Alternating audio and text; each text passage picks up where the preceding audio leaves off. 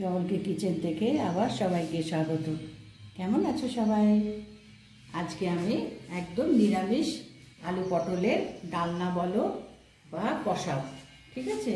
তো এর মধ্যে আমি তোমার পটল নিয়েছি আর দুটো মিডিয়াম সাইজের আলু নিয়েছি।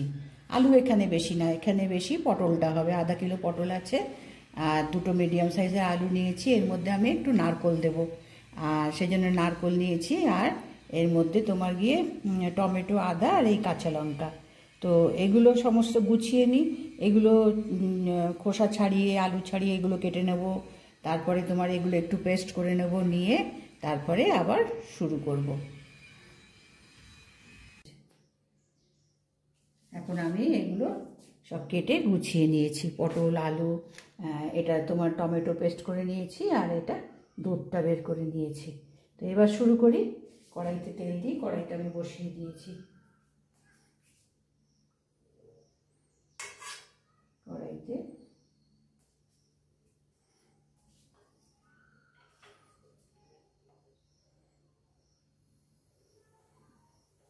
এবার তেলটা গরম হলে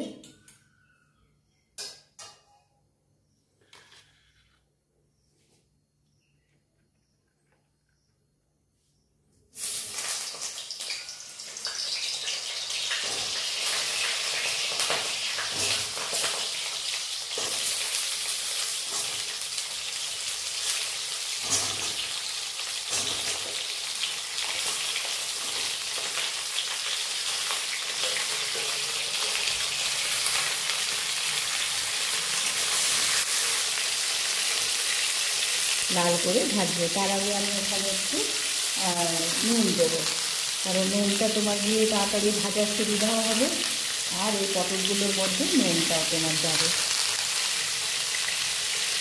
আর একটু হলুদ গুঁড়ো দেবো।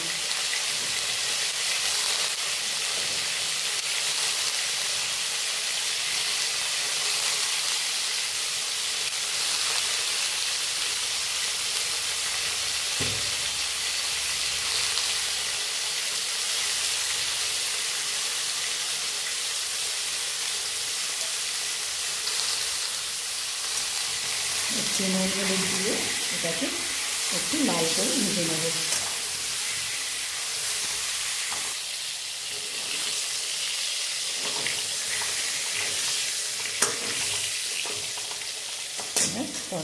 এই পটলটাকে ভেজে নিয়েছি।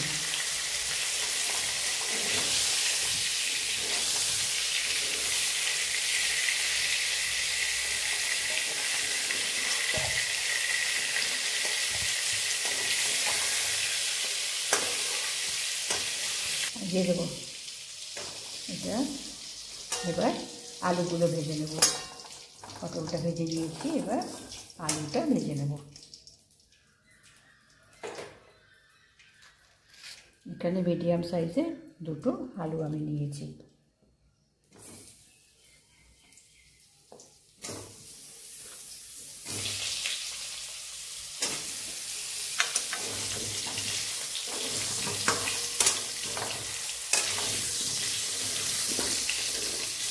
এখানেও একটু নুন, একটু হলুদ দিয়ে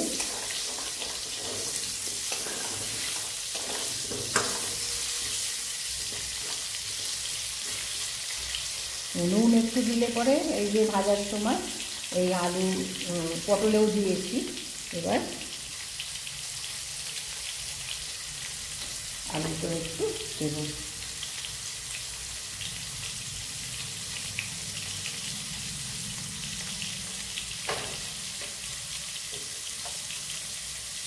এটাকেও আমি একটু লাল লাল করে ভেজে নিই। এবার আলুটা ভাজা হয়েছে, এবার এটাকেও একটু তুলে নেব।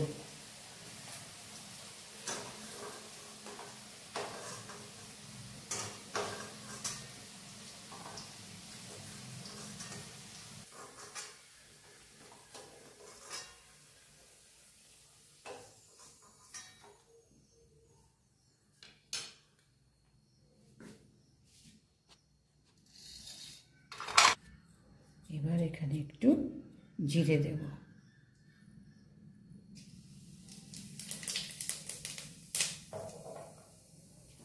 আর এখানে এর মধ্যে আমি টমেটো, দুটো লঙ্কা আর আদা দিয়ে আমি পেস্ট করে নিয়েছি। এবার এই পেস্টটা দেব।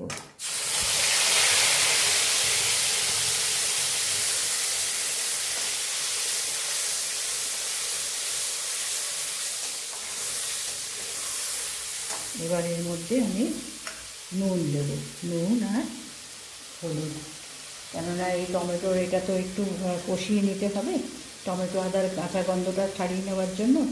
নুন কিন্তু সাবধানে, কেননা একটু আলু পটলে ভাজার সময় দিয়েছিলাম, ওই জন্যে সাবধানে, যদি লাগে তো পরে আবার নেওয়া যাবে। নুন দিলাম, এবার একটু হলুদ দেব,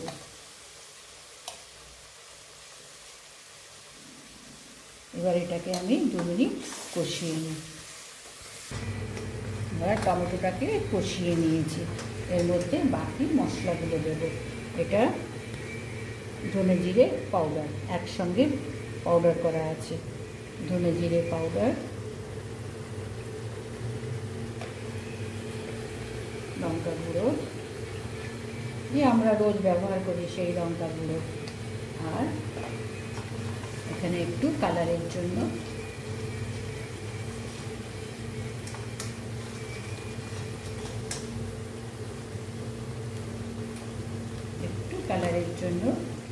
কাশ্মীরি লাল লঙ্কা।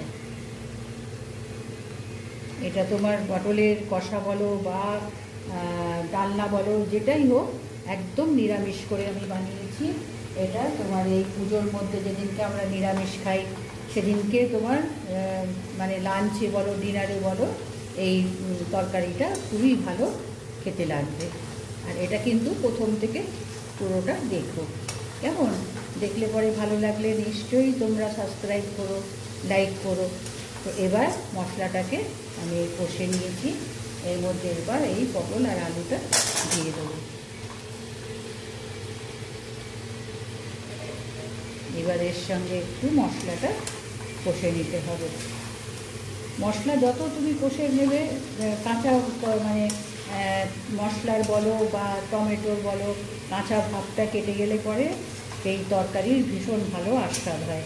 তো এটাও আমি মিনিট 2 কষিয়ে নেব। এবার মশলাটাকে আমি কষিয়ে নিয়েছি।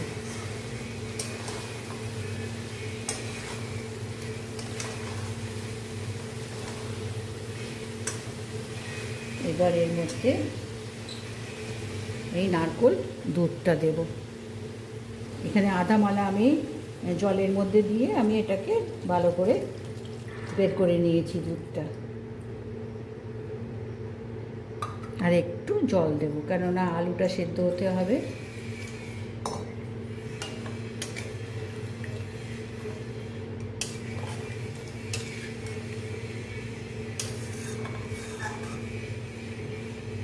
এর মধ্যে এবার 1 চামচ গরম মশলা দেব।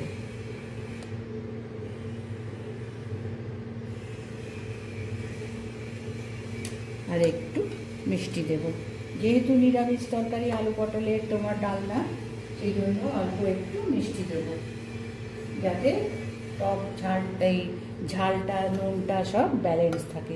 ওই জন্য এই চামচে আধা চামচ আমি চিনি দিলাম। এবার ঢাকা দিয়ে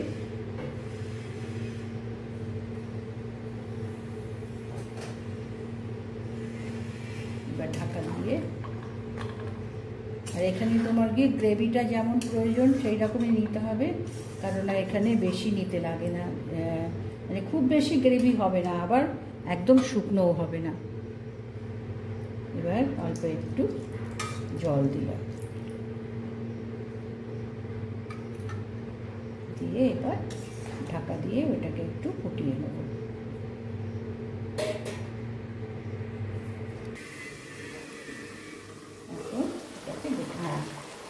এটা ঝোলটা ঠিক হয়েছে, এরকম ঝোল রাখতে হবে। এবার এর মধ্যে একটু ঘি দেব,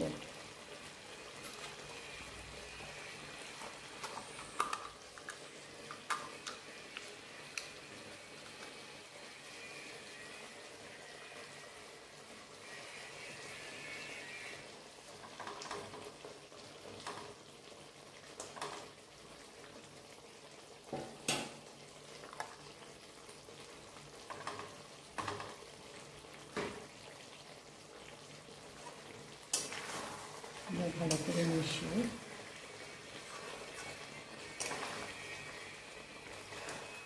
এবার প্লেটে তুলে দেবো।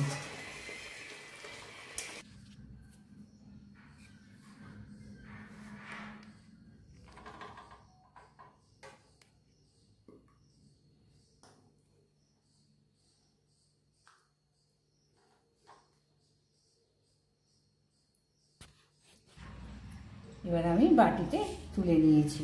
কেমন, এটা আমি আজকে একদম নিরামিষ করে এটাকে আমি বানালাম আলু পটলের ডালনা বলো।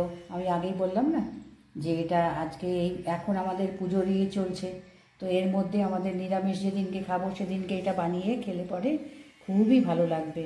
এবং একটু নারকেলের দুধ দিয়ে ভালো করে করেছি, একটু মিষ্টি দিয়েছি, তো এগুলো তোমার গিয়ে নিরামিষের দিনকে খুব ভালো লাগবে। আর এটা তোমার গিয়ে দুপুরে ভাতে খাও কি রাত্রে রুটিতে পরোটাতে খাও, দুটোতেই চলবে। তো আজকে আমি এটা বানিয়ে দেখালাম।